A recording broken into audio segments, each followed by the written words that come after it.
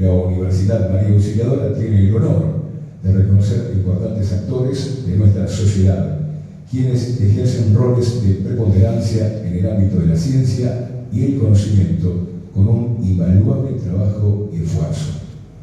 En primer lugar, magíster en Ciencias de la Educación Javier Viveros, escritor nacional y miembro de la Academia Paraguaya de Lengua Española, por su invaluable aporte a la lengua y literatura paraguaya.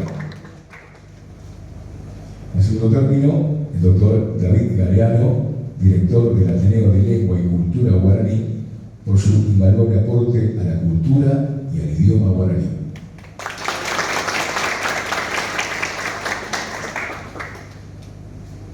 En tercer lugar, al doctor Eric Caballero, por su invaluable aporte científico a la historia paraguaya.